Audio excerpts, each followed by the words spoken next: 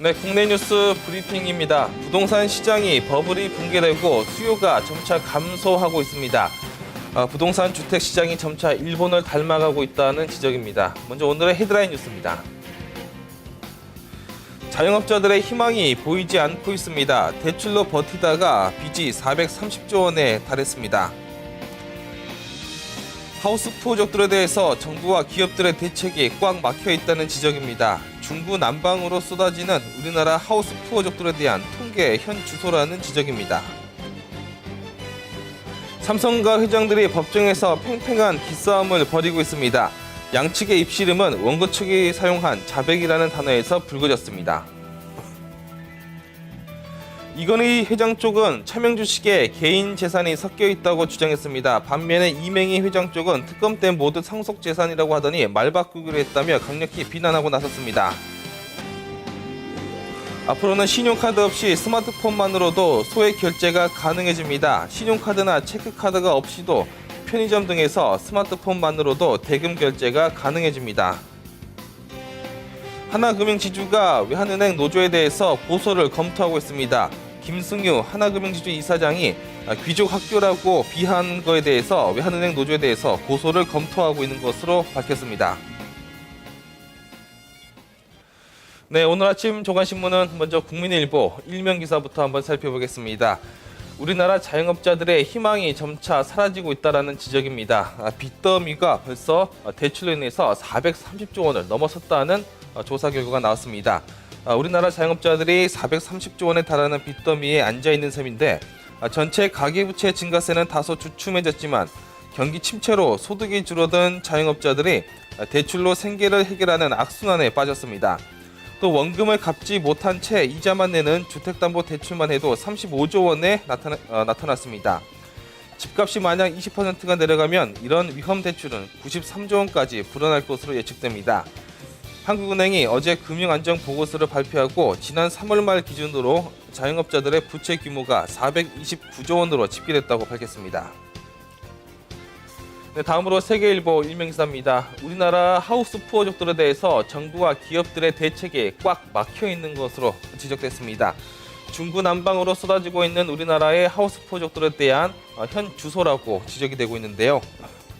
하우스 프로젝트에 대한 명확한 기준도 없고 발표 기간마다 수치가 들쑥날쑥이라서 문제입니다. 정부는 반면에 팔짱만 끼고 있습니다. 은행에서 알아서 하라는 식인데요. 그러는 사이 은행빚에 시달리는 주택담보대출자들의 가슴만 멍들고 있다는 지적입니다. 하우스 프로젝트에 대한 통일된 기준은 존재하지 않습니다. 대출로 집을 샀지만 원리금 상환에 어려움을 겪는 사람들이라는 막연한 개념만 있을 뿐 대책이 사실상 없다라는 지적입니다. 네, 다음으로 조선일보입니다. 어제 삼성과 회장들의 법정 공방에서 상당한 기싸움이 있었습니다. 이에 대해서 일면기사로 보도하고 있습니다. 서울중앙지법에서 어제 열린 이건희 삼성전자 회장과 그의 형 이맹희 씨의 삼성과 상속재산 분할 소송에서 양측 대리인들의 기싸움이 상당히 거셌습니다. 이날 변론에서는 삼성생명 주식의 유상증자 자금 원천이 선대 회장의 상속 재산만으로 구성된 것인지 아니면 이건희 회장의 다른 개인 자산도 포함됐는지에 대해서 양측의 주장이 엇갈렸습니다. 피고 측은 먼저 원고 대리인의 주장이 지나치다며 이같이 반박했는데 양측의 입씨름은 원고 측이 사용한 자백이라고 하는 단어에서 의외로 불거졌습니다. 네, 다음으로 한겨레신문입니다. 한겨레신문도 삼성과 회장, 형제들의 상속 재산을 놓고 분쟁에 대해서 일면기사로 보도하고 있습니다. 이건희 회장 쪽에서는 특히 차명 주식에 개인 재산이 섞여 있다라고 주장했습니다. 이에 대해서 이맹희 회장 쪽은 특검 때 모두 상속 재산이라고 주장했더니 이제 와서 말바꾸기를 하고 있다며 비난 수위를 상당히 높였습니다. 삼성과 회장들의 형제 회장들의 유산 소송은 결국에 소송액이 3조 원으로 늘어날 것으로 보입니다. 이르면 내년 1월 정도 중순에 선고가 될 것으로 보이는데요. 삼성과 유산 상속 소송에서 이건희 회장과 삼성 에버랜드가 보유하고 있는 삼성생명, 삼성전자 주식이 이병철 선대 회장 사망 당시 주식과 동일한 주식인지를 두고 공방이 현재 벌어지고 있습니다. 네, 다음으로 매일경제신문 일면기사입니다.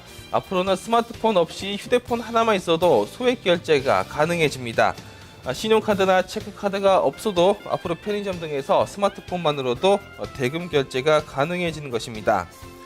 금융위원회는 지난달 31일 열린 제20차 정례 회의에서 전자금융 거래를 활성화하고 이용자의 편의를 위해서 전자금융 감독 규정 일부 개정안을 의결했다고 밝혔습니다.